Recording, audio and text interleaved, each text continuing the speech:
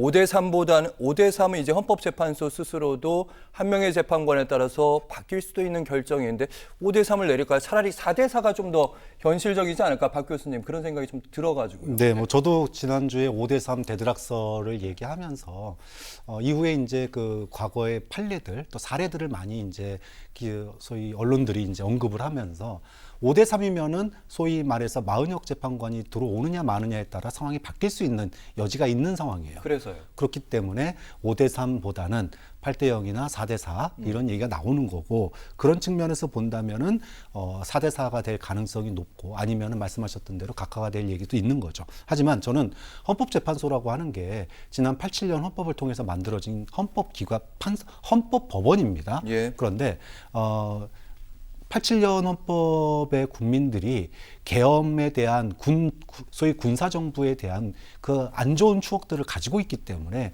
계엄 요건을 굉장히 강화시켜 놨어요. 그렇게 해서 만들어진 게 87년 헌법이고 헌법재판소입니다. 근데 그 요건을 무시하고 위법적인 계엄을 저질렀다? 그러면 그걸 갖다가 헌법재판소가 기각이나 각하를 한다? 저는 그거 자체는 형용 모순이고 자기 부정이다. 좀 그런 점에서 저는 뭐 8대0이나 7대1의 인용이 나올 가능성이 높다고 생각을 합니다. 네. 근데 어떠한 일도 일어날 수 있다라고 하는 것에 대해서 그 문을 열어두는 것도 중요하다고 저는 봅니다. 네. 그리고 네. 4대4 말씀하셨으니까 사실은 이 방송에 오기 전에 용산에 있는 그 내부 관계자와 전화 통화를 하면서 어떻게 예상하냐고 했을 때 그 사람의 답변이 4대4였습니다. 용산에서 세게 돌고 있다면서요. 네, 그런데 제가 아무리 생각해도 저조차도 4대4에 대해서는 그거를 받아들이기가 쉽지 않은 겁니다. 그런데 어쨌든 제가 여기서 이제 약간의 제 생각을 가미해서 3명 정도는 각할 가능성이 있다라고 한 거고, 자, 그리고 또 한 가지. 그럼 이제 우리가 이렇게 이제 이것도 각자 가지고 있는 확증 편향에 의해서 생기는 예. 그런 결과물인데, 미국에 가면 미국에는 그 폴리마켓이라고 해서 정치 관련된 사안에 대해서 빅 이슈에 대해서 김대현 평론가님, 네네. 저희가 시간이 없기 때문에 그 얘기까지는 가면 근데 그게 되게 중요한데 빅 이슈에 대해서 배팅을 하는 사이트가 있습니다. 네. 그런데 그 배팅 사이트에서 현재 스코어는 인용된다가 7, 기각된다가 3이다. 이 부분을 말씀드립니다. 인용된다, 파면이다가 7, 예.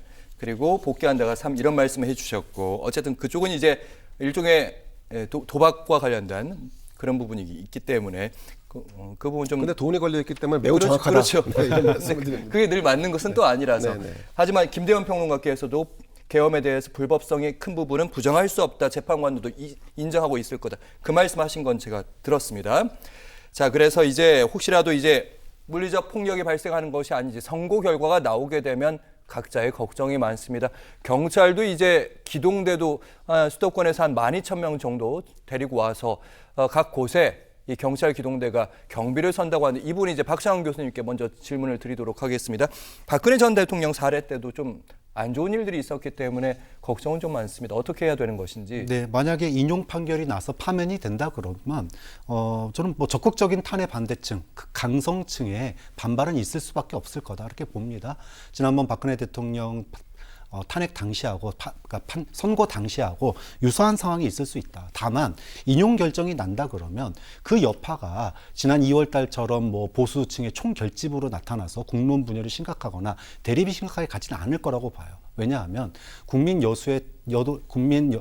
다수의 여론이 지금까지 바뀐 적이 없습니다. 6대4를 넘어본 적이 없습니다. 예. 그만큼 국민 다수가 탄핵에 찬성하고 있고 파면을 원하고 있는 상황이기 때문에 인용 결정이 난다면 극단 세력의 소위 그 극단적 행동은 있을 수 있겠으나 그것이 미칠 여파는 그렇게 오래가지 않을 거다. 그리고 확장성도 없을 거다. 이렇게 봅니다. 다만 예. 뭐 이런 가능성도 봐야 되겠죠. 기각이나 각하가 된다면. 근데 이재명 대표는 승복한다고 지난 12일 날 얘기했지만 방송에선. 네. 근데 과연 국민들도 승복할까? 저는 국민들이 승복하지 않을 거라고 봐요. 이재명 대표는 승복할지 모르겠지만 국민들은 아마도 윤석열 퇴진을 외치면서 아마 길거리로 쏟아 나올 가능성이 굉장히 그렇죠, 높습니다. 예. 네, 그런 측면에서 인용과 기각 당시에 왜 뭐 한 입으로 두 말 하냐 그러지만 국민들이 그렇게 느끼고 있다라는 거예요. 그래서 저는 뭐 현실적으로 인용 판결이 나면 그 후폭풍은 굉장히 작을 거고 빨리 끝날 겁니다. 하지만 기각 판결이나 각하가 나온다면 복귀한다면 국민들의 저항에 휩싸일 거고 국민들의 분노에 직면할 거다. 그렇게 말씀드립니다.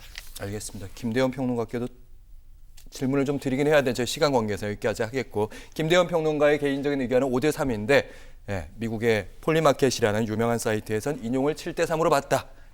이렇게 알아들었습니다.